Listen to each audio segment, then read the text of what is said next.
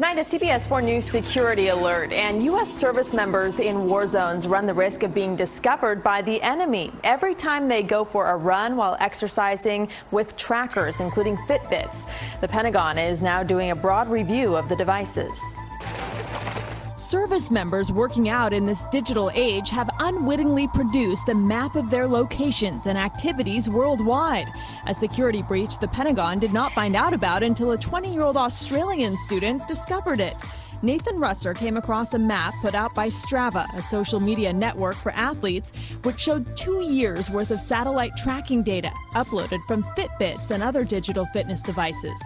U.S. bases are clearly identifiable and mappable, Russer tweeted, like this American Special Operations base in Syria.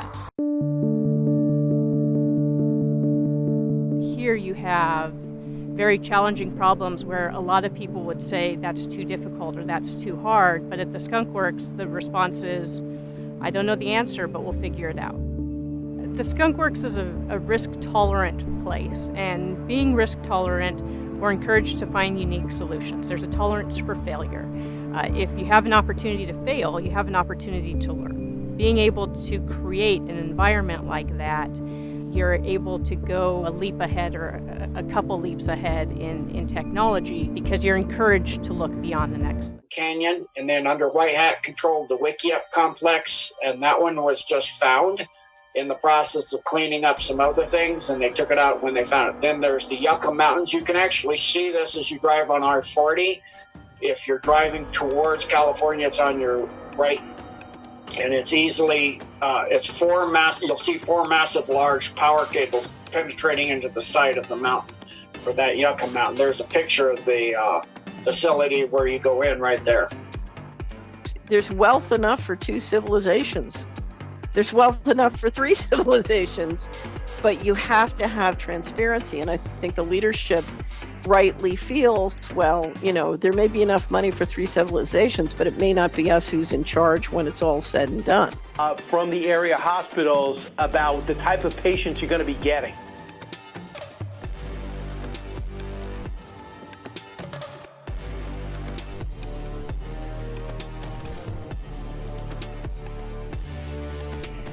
We sure are. In fact, we're integrated in. I have a two-star commander that's forward. We're very closely tied in with the local officials, with the FEMA officials, with the HHS officials. So we know exactly how we're going to tie in. And in fact, it's also tied into the Army expeditionary medical capability that we forward to the New York Center as well. That mountain behind me during the Cold War housed one of the Soviets' most secret bases. Inside there, 7 submarines could hide from spy planes, satellites, and be refurbished, be rearmed to do the job they were designed to do. We've driven into the heart of the mountain, to where the submarines were kept. Behind me is the dry dock, and just to give you a sense of scale, this model is about 6 feet long. A real submarine would go as far as the eye can see.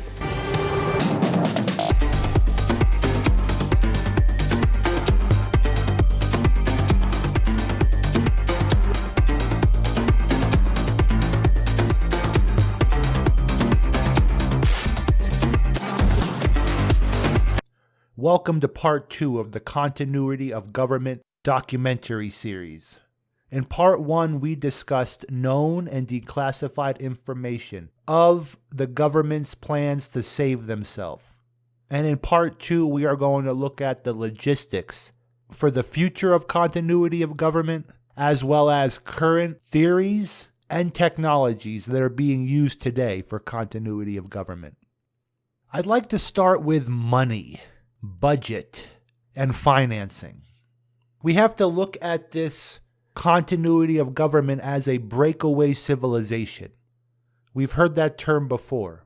But when I explain the financing of this, it will help you to better understand that this breakaway civilization is existing right in front of our eyes. In 2015, the federal government's budget for the entire nation of the United States of America was $3.8 trillion.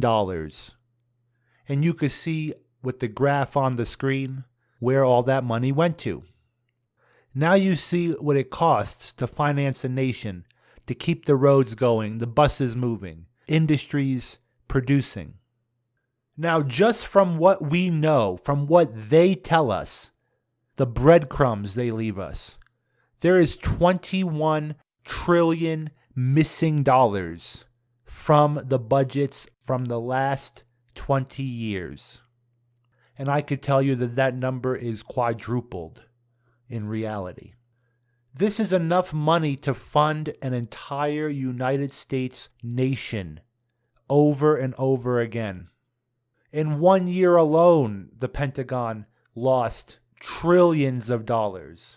Just gone, up and vanished. But you, the normal citizen, can't miss $1,000 out of your taxes, or the IRS will come knocking on your door and start taking from you what's yours. The Defense Department's Inspector General has said that the U.S. Army made wrongful adjustments of around $6.5 trillion to accounting entries in 2015. He added that the Army lacked receipts and the invoices to support the figures and simply made many of them up. Many U.S. citizens have expressed anger over the news. However, mainstream media in the U.S. have largely ignored this story. But the government can just lose trillions of dollars, poof, vanished in thin air. And we know this money goes to various black projects. This information is the cornerstone of what we're going to look at next. The idea that America is secretly funding the breakaway civilization of continuity of government. They are building entire cities, entire road networks and highway networks. Infrastructure like power plants, rivers, reservoirs, all entirely underground. First, let's look at some of the technologies to paint a picture on how this is accomplished. We have the technology to build massive underground tunnel networks. Tunnel boring technology is only getting better by the year. And now you don't even need to be under bedrock to create these tunnels. As the machines are building the tunnels, they can create concrete structures behind it, tunnels of rebarred steel and concrete as the machine is digging the tunnel. Elon Musk is using one of these machines to build a train network underneath Los Angeles publicly. And he's building a tunnel towards the Los Angeles airport, all underneath sand. No bedrock where he's building. Elon Musk is greeted like a rock star as he emerges from a Tesla in his test tunnel in Hawthorne. Traffic is soul destroying. It's like acid on the soul. It's horrible. It would have been incredible if you could travel around LA, New York, DC, Chicago, Paris, London, anywhere at 150 miles an hour. That'd be phenomenal. Musk wants to help build a network of underground tunnels where driverless cars would shuttle passengers to and from multiple stations around major cities. The great thing about tunnels is that there's no limit to how deep you can go. They're weatherproof. At each stop, there would be a lift, which would avoid the construction of large and expensive stations. It's all very fluid ground. When there's earthquakes, it rolls around where he's building. It's not solid like if an earthquake hits downtown LA, where there's plenty of bedrock and known underground tunnels, and known underground cities and shelters and rooms and storage and mole men, all living under Los Angeles and every major city across America. To find out information about this, you just have to leave the comfort of your home, go down to your local subway station, find a friendly homeless person, and talk to them about the society underneath the streets. They have cable TV down there. They have heat down there. They have water down there. Ask them what else is down there. What else have they seen or heard? And it doesn't take that big of an imagination to understand how vast these tunnel networks can be. For example, just look at the CERN program, with the largest scientific instrument ever built, housed 200 feet underground with miles of track and tunnels, miles of cabling and wiring, and it's all in your face. It's all possible. These tunnels can even go underwater. Think of the tunnel in Europe connecting the UK to the mainland. So now you understand the concept of the tunnels. But in previous videos, I've showed you testimony of truckers driving hundreds of miles underground, delivering goods all across the country completely underground. Pretty fantastic idea. But the funding is there. They have the budget all set up for the breakaway civilization. With $21 trillion missing on the books, not even counting money that's been donated by rich families, money that's been stolen by black operations like drug trafficking, human trafficking, which the intelligence agencies run to make money for this breakaway civilization, money laundering, stock exchange shorting. The list goes on of ways they make money. And that number of $21 trillion missing off the books grows exponentially. I'm willing to say here that they have over $100 trillion of funding for this secret society continuity of government operation. And really the numbers are probably in the 500 trillions, 900 trillions, like we see with the weird bank accounts found in 2008, the spiritual boy accounts. My whole point is this: you have to expand your understanding of what is possible. A famous quote by Ben Rich, former CEO of Lockheed Martin's Skunk Works division, a research and development division of Lockheed Martin. He says, "We already have the means to travel among the stars, but these technologies are locked up in black projects, and it would take an act of God to get them out to benefit humanity. Anything you can imagine, we already know how to do." He goes on to say, "We now have technology to take ET home. No, it won't take someone's lifetime to do it. There is an error in the equations. We know what it is. We now have the capacity to travel to the stars." He said this over 15 years ago. He said this in 1955. So when Skunk Works says this, that we truly have everything you can imagine, with that vein of information, we are going to go down a couple rabbit holes now of technology that exists out there that'll help you better understand what's happening beneath our feet. The elite are all about Admiralty law and the open oceans. This has been ingrained in them since the times of England and the great colonial wars. And continuity of government is not left out of the oceans. The government has openly funded and researched deep-sea research labs, underwater facilities, underwater testing facilities. And this technology has expanded into underwater sea labs, just like the old cartoon predicted so very well. But let's take a look at something you can grasp on. The technology out there of DSRVs, or Deep Submersible Rescue Vehicles. This fiberglass skin is for hydrodynamic streamlining only and is free flooding. Inside, 3 connecting pressure spheres, each 7.5 feet in diameter, hold the controls, diving crew, and rescuees. Most of the systems and units are in smaller containers in the free flooding areas fore and aft. These containers are pressure compensated. The response phase starts when the DSRV is ordered to move. Depending on the distance to the disabled submarine, the DISUB, DSRV goes directly from its own waters or is moved overland to a port with proper facilities nearer the distressed sub. But in this case, that sub is remote, and the DSRV must go to an airport for airlifting. The DSRV has a sprint speed of 4.5 knots and a maximum sustained speed of 4.1 knots.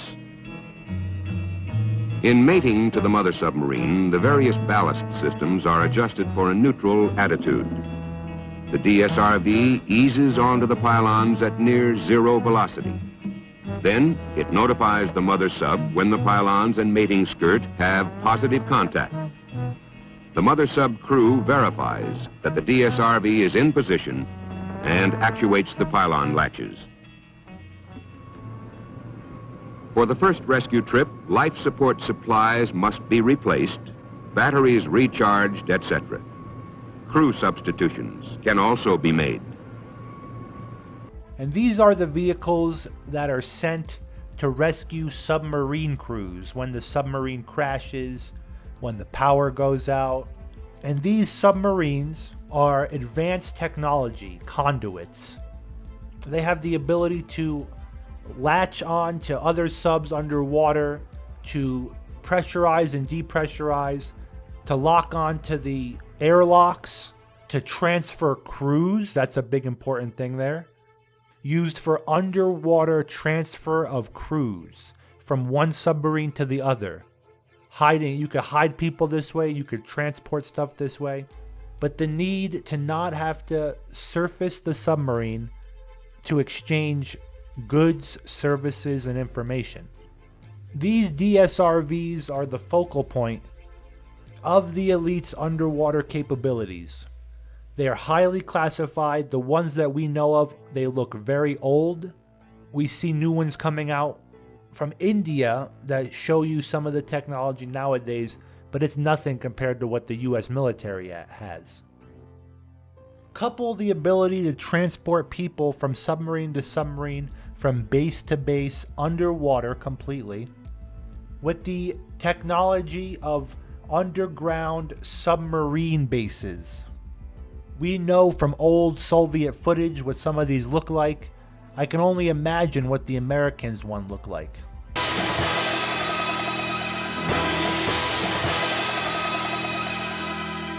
That mountain behind me during the Cold War housed one of the Soviets' most secret bases. Inside there, 7 submarines could hide from spy planes, satellites, and be refurbished, be rearmed to do the job they were designed to do. We're going to go inside and take a look. Well, we've got pretty special permission to drive under here. In fact, the last people who drove through these tunnels were film stars Sean Bean and Christian Slater, who were filming here. And this place really does have the feel of a Bond set, of a set from one of the Bourne movies. We've driven into the heart of the mountain, to where the submarines were kept. Behind me is the dry dock, and just to give you a sense of scale, this model is about 6 feet long. A real submarine would go as far as the eye can see. Stalin commissioned this place himself in 1953. It took 9 years to build, just in time for the Cuban Missile Crisis. With huge metal doors at either end, this place was impregnable by nuclear attack, even a direct nuclear attack. And there was room under the mountain for 3,000 people. The Soviets didn't even trust their own. People who had access to one side of this facility didn't necessarily have access to the top secret part, where the nuclear warheads were prepared for the boats. I worked here from 1982, and my job was to make sure the supplies and parts for the submarines were always in place. I was level 2 state secrets clearance, level 1 being the highest. I only knew what my job required, not what the submarines were doing. Strangely, I learned most of what I know about the base since becoming a guide at the museum. People know there were submarines in the bay, but only few know there were nuclear warheads in the base, in the mountain.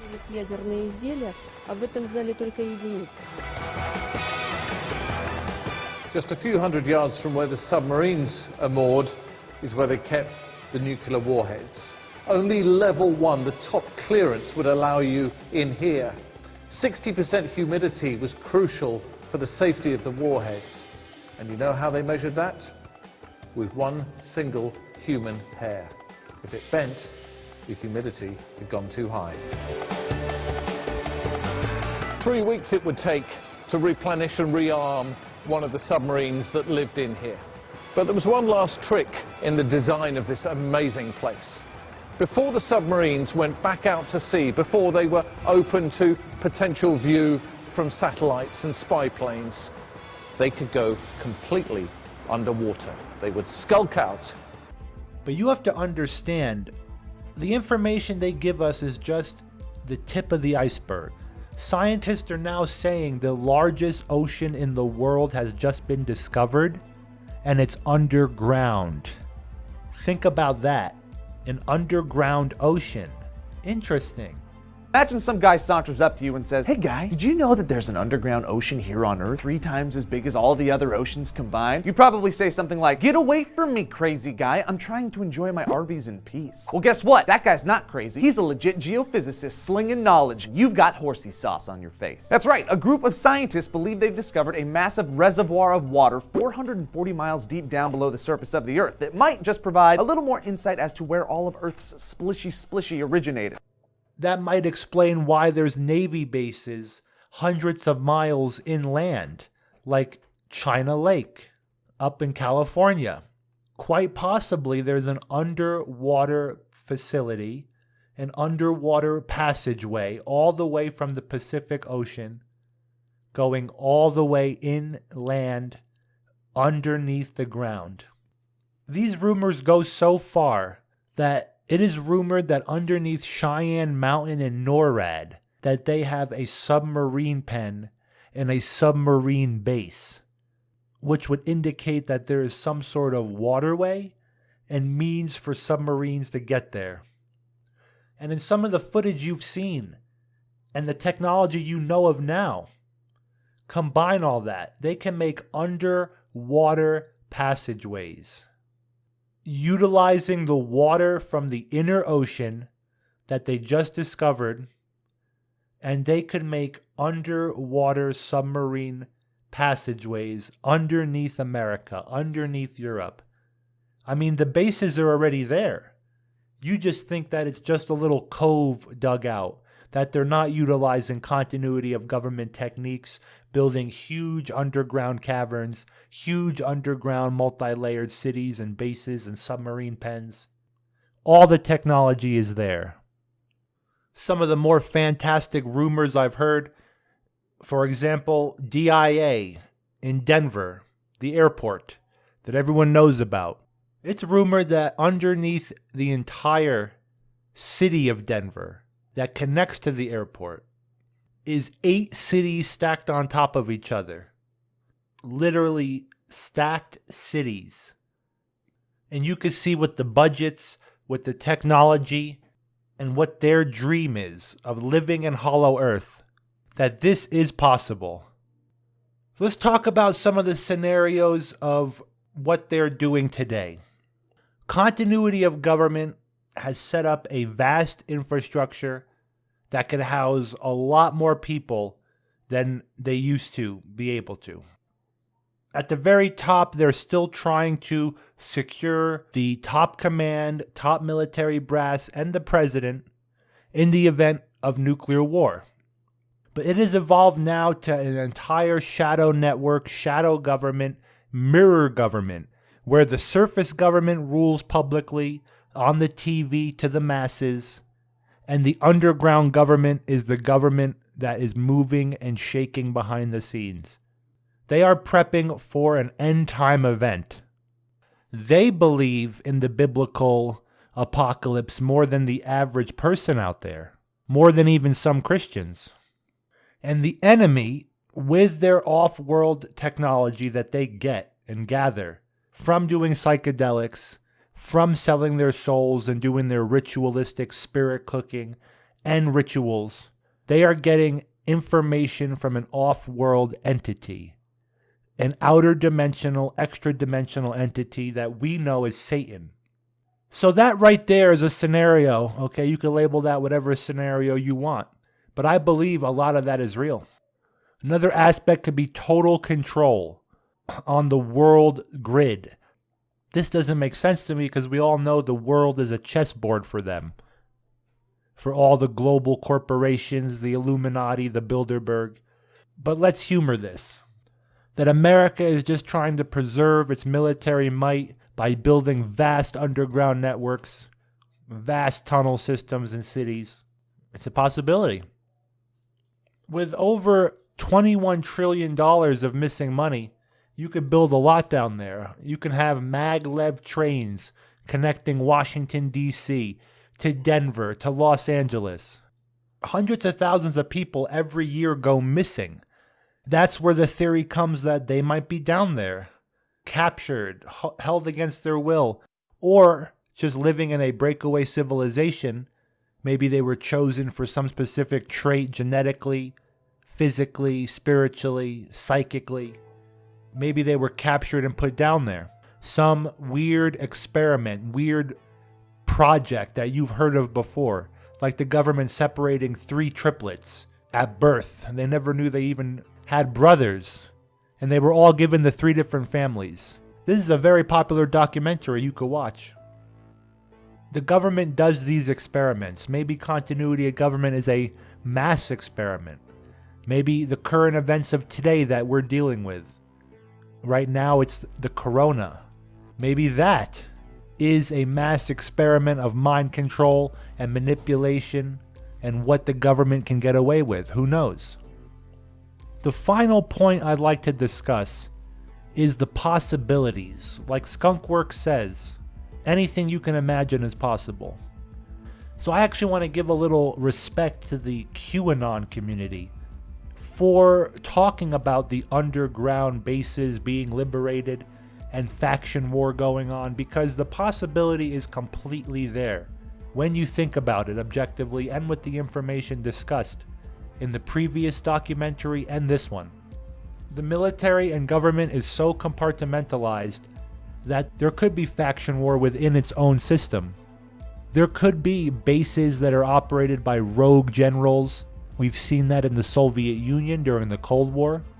There was a big fear that a radical general would just launch his own missiles without the authorization of the Kremlin. So these concepts are there, but add to that underground bunkers and bases, and let's just say your office has its own bunker. You're supposed to go to Mount Weather.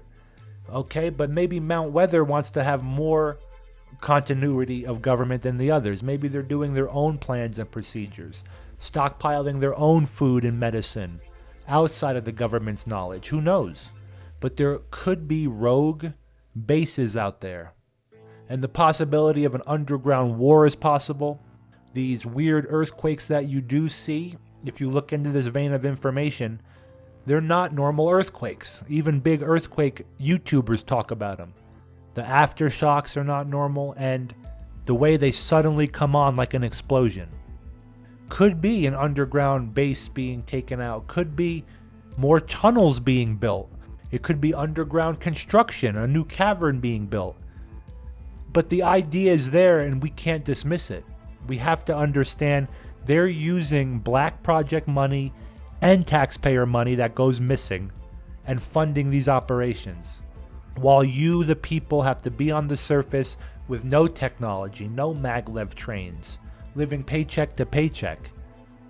So I explained the history of continuity of government, what's possible, technology that leads to underwater bases, underwater caverns and waterways that the enemy can use, technology that utilizes airlocks and submarine rescue vehicles to exchange people underwater, crews, supplies. They can operate under the water, under the earth, hiding from satellites, hiding from Google Earth. And you have to understand that the breakaway civilization, in my opinion, is not good. They are not for the people. I believe this is the Illuminati's fortress, the Illuminati's underground world where they do all their slave trading and illicit stuff. But that's my belief. You form your own belief. They could be benevolent. They could be good, maybe. Maybe President O'Shaughnessy of continuity of government is a good guy. We don't know. But the point of these videos is to expand your mind on how much money is missing, how big their budget is, connect the dots of skunkworks CEOs saying that we have it all. Everything your imagination can fathom is there, with known technology to form the basis that this exists. Then you can add to that with the rumors of underground warfare, of the complexity of these bunkers, of the technology of their networks and underground railroads and tunnels, high-speed trains, bullet maglev trains. And you can form your own conclusion of how deep the rabbit hole goes. But thank you very much for watching. Please keep an open mind out there to the possibilities of these ideas and the capabilities of the military-industrial complex, combined with the stolen money on paper. Imagine what they don't tell us on paper. Imagine the top secret stuff that is never discussed. And just like the CEO of Skunkworks said in 1955, we have it, it's already been developed and researched and tested, and it's only exponentially grown faster since 1955. And we are truly living in two separate realities, the surface world and the breakaway world. Ben Rich of Skunkworks is also famous for saying there are two types of UFOs, the ones we build and the ones they build. But that's for a future video. Just understand, you are driving a combustible engine car from technology from 100 years ago, while they travel to the stars, to the deepest parts of the ocean, live in subterranean cities. The technology's there, you have to dig for it. Thank you very much for watching. I want to thank my Patreons for supporting the channel. I want to thank everyone for helping share this video with your friends and family.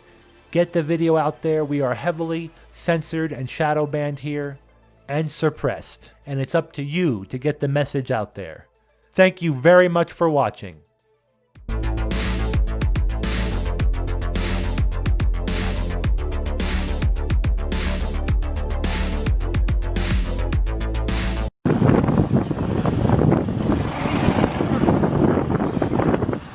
Yeah.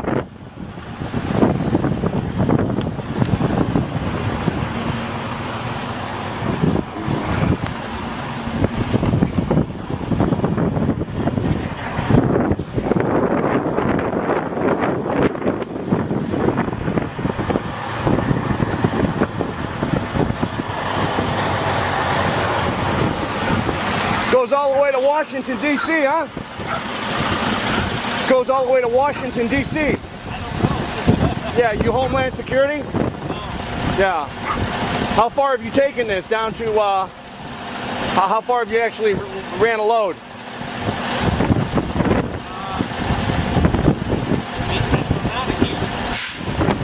$100 miles? Up to Maine? No shit. How many miles do you think that is?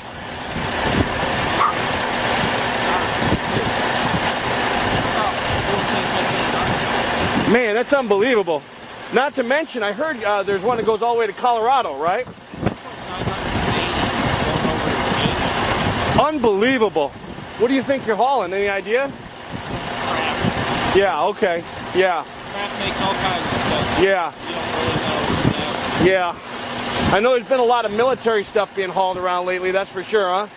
Yeah, I mean, we deliver to military. Gotcha. Gotcha. Yeah. Yeah. Yeah. Well, I appreciate, I heard that's water supply, food supply, everything's in there. Huh? Yeah, unbelievable. But you don't get no cell phone service. No. Peace, brother.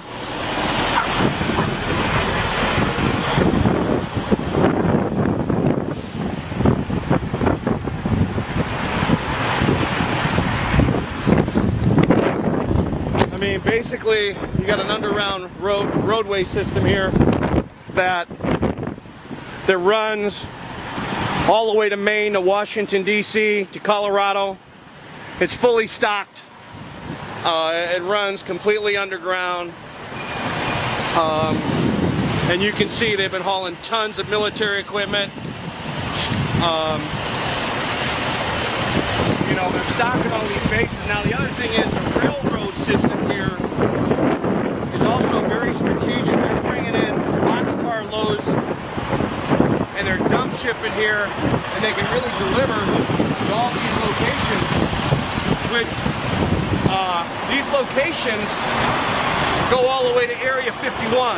These locations go all the way to Washington, D.C. There's access underneath the White House to this location, okay?